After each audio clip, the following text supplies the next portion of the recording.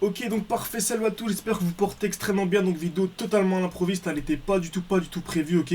Donc nous sommes actuellement le 12 juin, donc 15h30, voilà, pour vous situer un peu sur le graphique, nous sommes sur l'or, ok. Voilà, pour ceux qui me suivent un peu sur Telegram ou sur TikTok, j'ai partagé une analyse il y a quelques minutes, ok, même voilà, à peu près une heure, et tout s'est déroulé vraiment comme prévu, donc c'est parfait. Donc simplement j'ai allumé mon micro et je vous fais une petite vidéo pour vous partager tout ça avec vous, très bien. Donc voilà, je me suis mis un peu en arrière sur le marché, hein, voilà, j'ai avec le bouton replay, tout simplement la barre de replay sur TradingView. Donc on va analyser tout ça ensemble, très bien. Et pour ceux voilà, qui veulent avoir mes analyses en temps réel, n'hésitez vraiment pas à rejoindre mon groupe Telegram, le premier lien en description, mon groupe TikTok, tout est en description.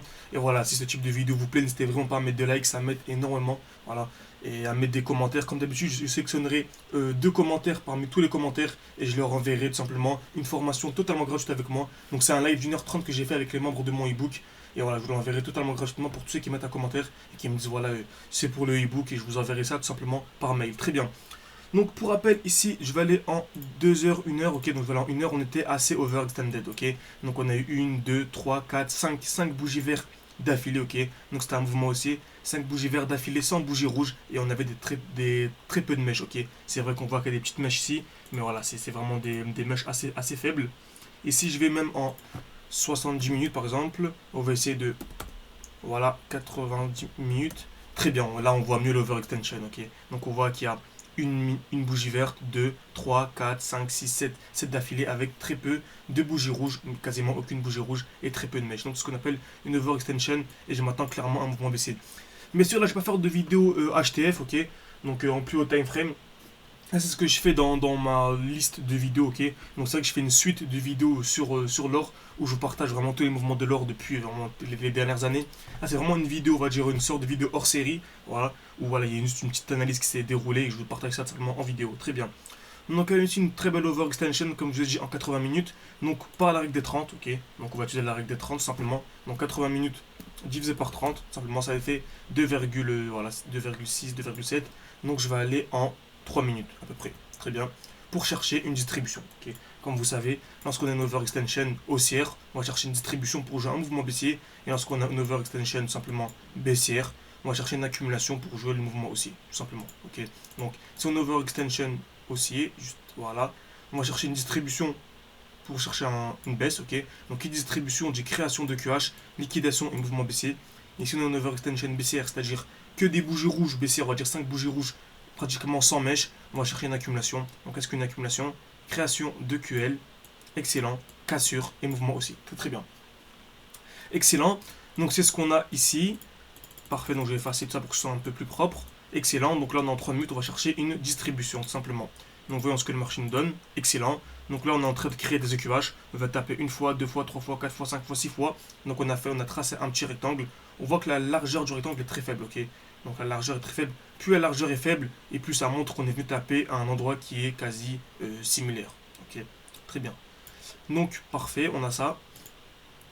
Excellent, on a la liquidation, très bien. Donc on a une liquidation des EQH avec une très belle mèche, ok, en plus de ça. Donc si on a une cassure, si on a un COS, bah, simplement, on va s'attendre simplement à un mouvement baissier. Parfait, cassure, excellent. Donc là, si on a la cassure ici, ok, donc on a eu la cassure simplement des EQH, donc là je m'attendrai à la cassure ici, un COS tout simplement. Donc pour rappel, je vais faire un schéma explicatif. Donc si on a une distribution comme celle-ci, très bien, comme ceci, parfait, excellent. Donc là, on a les EQH, la cassure, excellent. Donc moi, je m'attends à une deuxième cassure, ok. Donc je m'attends à cette cassure-là pour ensuite jouer le mouvement baissier, très bien. Donc excellent, donc très très bien. Donc voilà, je m'attends à un mouvement baissier. Maintenant, où est-ce que je vais viser l'objectif, ok. Donc je m'attends à un mouvement baissier, jusqu'où, ok. Jusqu'où va aller ce marché, tout simplement. Donc on remarque ici qu'on a l'overextension et on va prendre la G-man initiale du mouvement, ok. Donc là, pour rappel, en 80 minutes, si on était overextended, très bien. Donc on va chercher le dernier mouvement baissier avant la hausse, ok. Car on avait un beau mouvement haussier, pour rappel, hein. Je répète que c'est très très important de vraiment comprendre les différentes notions. N'hésitez pas à me dire hein, si je suis un peu trop lent ou un peu trop rapide dans les commentaires. Donc on a eu un beau mouvement haussier, donc là on va chercher le dernier mouvement baissier avant la hausse.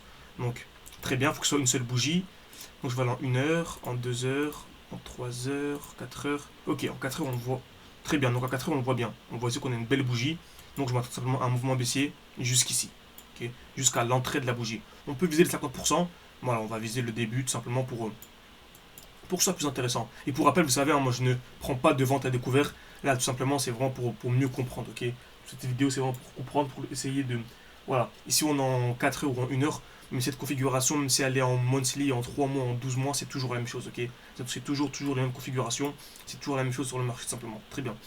Donc par exemple, moi, on va dire si nous étions en monthly, par exemple, et sur une belle distribution, que ce soit même sur l'or ou sur les crypto-monnaies, sur les actions, c'est toujours les mêmes principes, ok. Donc par exemple, ici, si on a une belle crypto qui est overextended avec une distribution, bah c'est le bon moment pour revendre mes cryptos, ok. Bon, pour revendre et pour les racheter plus bas, simplement, pourquoi pas dans cette zone, vous voyez. Très bien. Donc on va revenir en 3 minutes, très bien, donc excellent, on a ce bon mouvement, donc je m'attends maintenant au mouvement baissier, tout simplement. Donc voyons ce que le marché nous donne. Après, bien sûr, c'est le marché qui décide, hein. Nous on voit une baisse, mais le marché peut très bien avoir un mouvement haussier directement. Ok, nous seulement on analyse, et c'est le marché qui décide, tout simplement. Très bien. Donc voyons ce que le marché nous donne. Donc je peux effacer tout ça. Très bien. Parfait. Ok, on a la cassure. Donc là, je m'attends clairement à un mouvement baissier. Très bien. Excellent. Et ici, c'est très intéressant. Ici, on remarque quoi? Si je vais en 5 minutes, même en 1 minute. Très bien. Donc ici, en fait, on a ce qu'on appelle ici un bloc institutionnel. Ok. Donc ici, on remarque quoi? Qu'on a eu un mouvement haussier. Ok. Donc ici, moi, je vais d'abord aller étape par étape pour que vous compreniez mieux. Donc on va revenir en 3 minutes. On a eu ce bon mouvement baissier. Ok. On a eu ce bon mouvement baissier. Mais comme vous savez, le marché ne peut pas descendre indéfiniment. Ok. Par exemple, si on a une distribution, ok, on a la cassure. Donc maintenant, on cherche une baisse. Mais le marché ne va pas descendre comme ça directement. Ok. Là, cette marque monnaie a besoin de liquidité. Donc on ne peut pas avoir un mouvement baissier comme ça d'une ligne. Ok.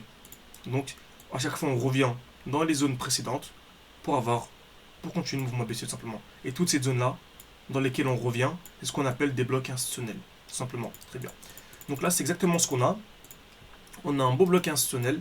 Ok, donc là, si je prends en 2 minutes, on a un très beau bloc institutionnel ici, donc de là à là. Donc ce dernier mouvement haussier avant la baisse, tout simplement.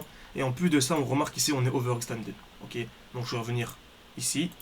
Ok, donc ici, on est overextended. Très bien, donc ce mouvement-là, c'était clairement un mouvement overextended. Et en plus de cela, on arrive dans la supply. Pour ceux qui ont suivi un peu notre formation, notre ebook, vous savez très bien que lorsqu'on a le combo entre guillemets overextension plus supply, ok, plus supply ou bloc institutionnel, on a de très grandes chances d'avoir un mouvement baissier, simplement. Donc ici, on va aller en 5 secondes par la règle des 30. 5 secondes, tout simplement. Excellent. Et on a eu clairement la distribution. Okay. Donc, en plus là, c'est des EQH exacts. Okay. Vous vous rappelez, juste au-dessus, ici, on avait des EQH, on tapait une fois, deux fois, trois fois. On n'est pas venu taper exactement dans la même ligne, okay, dans la même zone, mais on a tracé ça. Donc, on a tracé le bas de QH, le haut de QH, ça nous fait un bon petit rectangle. On avait dit que plus la largeur du rectangle est faible, mieux c'est, tout simplement. Et là, c'est exactement ce qu'on a en fait. La largeur est nulle. Carrément, c'est même pas un rectangle, c'est une ligne que l'on a. Car on est revenu taper une fois, deux fois, trois fois, exactement au même endroit. Donc ça donne encore plus de confiance et plus de probabilité pour avoir un mouvement baissier. Très bien. Donc on s'attendait clairement à une baisse à partir de là. Ok. On s'attendait à une baisse. Maintenant, jusqu'où? Bon, en fait, on a notre méthode. Lorsqu'on a une overextension, tout simplement, voyons ce que l'on vise. Tac, tac, tac. Bon, en fait, on vise les 50% du mouvement au minimum. Donc là, retracement de Fibonacci. Ok. Donc on prend le début du mouvement. Donc retracement de Fibonacci. Très bien. Donc on prend le début du mouvement, de l'overextension, la fin du mouvement, et on vise les 50%. Donc les 50%, c'est ici. Les 0,5 ici en vert. Donc on vise ça. Au minimum. Très bien. Après, bien sûr, on est venu plus bas. Mais voilà. Au minimum, les 50%. Donc, on a eu un très bon mouvement ici. Ok. Donc si je vais en S5. Donc on s'attendait clairement à ce mouvement qui était très beau et tout s'est déroulé parfaitement. Après, vous savez, on ne prend pas de vente à découvert, etc. En tout cas, moi je ne prends pas de vente à découvert, bien sûr. Ceux qui me suivent également. Mais ça nous aurait fait un RR à peu près. Voilà, juste pour comprendre un petit peu, hein, pour avoir une petite. Tac. Un RR voilà, de plus de 5. Ok, de 5. Car comme vous savez, c'est pas pile poil le 0,5, donc ça nous faisait un RR de 5. Ce qui est très propre. Parfait. Donc excellent. Revenons simplement sur notre graphique. On a eu l'overextension, on a eu le mouvement baissier, ensuite nous sommes revenus dans cette zone, ok. C'est ce qu'on appelle ici une supply initiale. On est revenu dans la supply initiale. Ici, on a eu cette zone de supply qui était intéressante, ok, ce bloc institutionnel. Et maintenant, on remarque quoi? Qu'on a le dernier mouvement haussier avant la baisse, c'est bien celui-là. Ok, donc c'est le premier mouvement haussier avant la baisse, c'est ce qu'on appelle la supply initiale. Ok, et on remarque que nous sommes revenus à l'intérieur. Ok, donc là, on s'attend clairement à un mouvement baissier à partir de cette supply pour avoir comme objectif cette très belle zone de G-Man, ok, ce très beau bloc institutionnel. Très bien. Donc je vois que la vidéo fait déjà plus de 10 minutes, donc n'hésitez vraiment pas à me dire si cette vidéo vous intéresse, ok. J'ai pas envie de trop durer. Donc si je vois que la vidéo vous intéresse et qu'il y a plus de 50 likes, bah, je ferai simplement la suite de cette vidéo. C'est vraiment une analyse technique qui est très intéressante. Donc comme d'habitude, n'hésitez vraiment pas à mettre un like, mettre des commentaires. Vous sélectionnerez 2 commentaires parmi tous les commentaires et je vous enverrai une formation vidéo totalement gratuite. Donc c'était un live avec moi où voilà, vous a énormément vous aider pour votre analyse technique. Très bien. Donc merci à tous et très bonne journée à vous, très bonne soirée.